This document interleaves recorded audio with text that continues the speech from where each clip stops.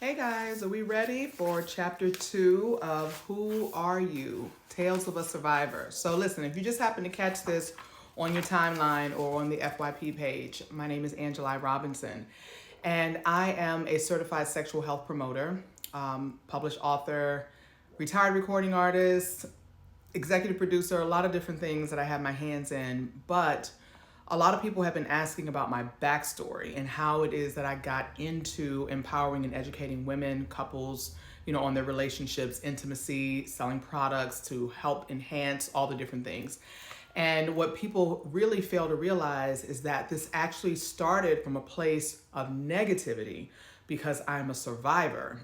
And I took all the things that I went through in my life and turned it around to actually do something positive. So in other words, your past does not have to define your future. So I put it in a book. It's my story. And you talk about my life, being married to a drug kingpin, in the music industry and the stuff that I went through with some of the people in the industry. Again, being a survivor a few times over, strangers, dating situations, people in my family, like it's been a lot. So my story, everyone can't afford to buy a book. And so me being brave enough to get on here on TikTok of all platforms to read this story can be triggering for me and other people. But definitely in the end, I know because this book released, 2 years ago. So the people that I have worked with, people that have bought this book and the reviews that I've gotten and the phone calls, the messages, things like that, it's really empowered women to speak their truth, to also hold people accountable that violated them.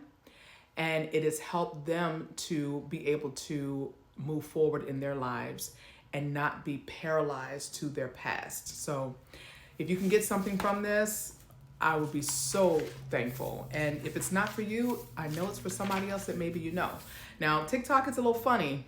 So sometimes it cuts the video if I'm talking about things that are explicit. So I have to change up some of the wording. I'm not sure for the second chapter if there's going to be anything explicit that's going to cause an issue, but you never know with TikTok. So I may have to pause the video in between just to make sure that it's capturing and recording things that I'm saying, because I've had to do take after take after take thinking that it captured everything and TikTok just cut it. All right. So I'm going to stop talking and start reading to you. Second chapter, I am not my hair. I am not my hair. My mother put a Jerry curl in my hair when I was in the second grade. You remember the Jerry curl? It was that permanent wave hairstyle invented by the hairdresser Jerry Redding. I bet you didn't even know that. It was popular in the Black community in the 80s and the early 90s, and it makes your hair kind of look glossy and loose. And when I was 7, that's how my mother thought I should look. Mind you, this was not a popular look for a second grader, but I didn't have a lot of say in the matter. Actually, the main reason why my mother did it is because the chemical that you use in the Jerry curl process, it actually makes your hair more manageable. See, I didn't have that nice, fine, stereotypical white girl textured hair like my sisters, Crystal and Talia. I had a mixture of my mom's fine white girl hair and my dad's extremely coarse hair, what people often call nappy. So as a result, my mom didn't want to have to deal with it. Anybody deal with that, go through that in life? I'm sure a lot can relate to this. But if you put a chemical like that in an adult's hair, you'd have to regularly, care for it. Go to the hairdresser, make sure it's treated, because otherwise it'll break your hair off with split ends. So in other words, my mother was asking a second grader to take care of something that she wasn't really prepared to do herself. I mean, with a Jerry curl, you have to put this activator in it to keep it moisturized. You remember the drip drip, right? You'd have to sleep with a plastic cap on. And what little kid wants to go through all that fuss for her hair? Now, maybe in 2021 when looks mean everything thanks to social media, but certainly not back in the 80s. But mama didn't want to be bothered doing it. That's the problem. So anyway, this went on for some years, and my mom would complain about how my hair looked, and it was hurtful. I always felt like the ugly duckling in the family in comparison to my mom and my sisters. And most of this feeling came from how my mother criticized both my weight and my hair. Now, the rest of how I felt came from the cruel kids at school. Now, not much of that has changed because kids are still really bullies at school. But flash forward to sixth grade, now I'm 12. But I guess I'm still not taking care of my far too mature hair the way that she wanted me to. So one night, just like a scene out of Mommy Dearest, she woke me up out of a dead sleep. She had a plan that I had not been filled in on. "Wake up," she yelled. What's going on?" "We're going to give you a haircut," she informed me. "Huh?" I grunted. Remember, I'm still half asleep, and I'm really not comprehending everything. "I'm tired of you not taking care of your hair." Now I was suddenly wide awake as if someone had just taken a cattle prod to my brain. "Wait, what? What do you mean?" "I mean, you don't know how to take care of your hair, so I'm going to take care of it for you right now." I could not believe what I was hearing. First, I was exhausted, coming out of probably what was my REM sleep, and horrified at the same time. My mother was stoic and resolute. "Come on now." I was crying and I couldn't stop. I didn't understand what I could have done to justify her doing this to me in the middle of the night. But why?" I asked. The next thing I knew, we were in the bathroom downstairs. There was only a shower on the second floor of the bathroom of our home, right, in the bathroom. So she had me lean over the bathtub. Something about trauma and bathrooms, I guess, right? She had me lean over the bathtub, and as she began washing my hair, I was crying hysterically. And then came the infamous phrase that my sisters and I laugh about now, but that crushed me back then.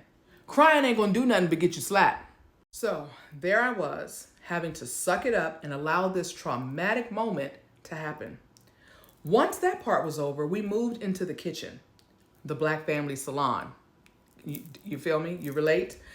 Mom blow dried my hair and then pulled out an electric razor and began shaving my head as if I were her little boy.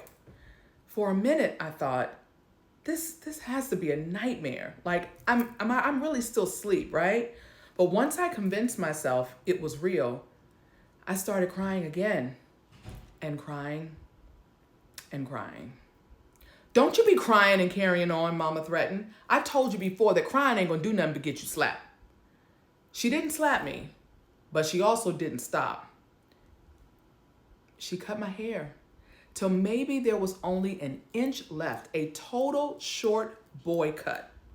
We're talking about in the 80s now. Short hair was not in style, especially not for a 12-year-old. I looked in the mirror, and when she was done, I couldn't believe that what I was looking at was me. I didn't even recognize myself. I went back to bed, but I never fell back to sleep. I was too busy dreading what was coming in school that morning. No big deal, right? Just a sixth grader, looking like a freak while everybody stared at me and judged. I'd rather have been dead, but dying wasn't an option at that moment.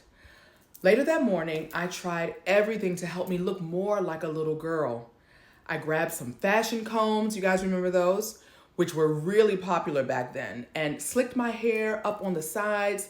Fooling around with my hair made me late for school even. And oh my God, now there would be all eyes on me as I walked through that classroom door. Everyone was already in their seats. And as soon as I entered, just like I feared, everyone's eyes shot to me like my hair was a magnet and their looks were steel. I was humiliated, guys. I was humiliated, and it was all my mother's fault. Messing with a 12-year-old girl's hair is about the most traumatic thing that can ever happen to her. Shit, I just wanted to disappear.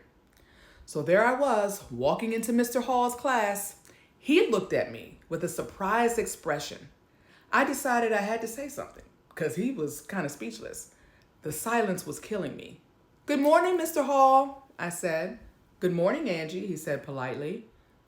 "Do you like my hair?" I asked. You know what his response was? He said, "Do you like it?" This is what he asked back. "Yeah." You know I lied. All right, my 10 minutes are up. I'll continue in the next video.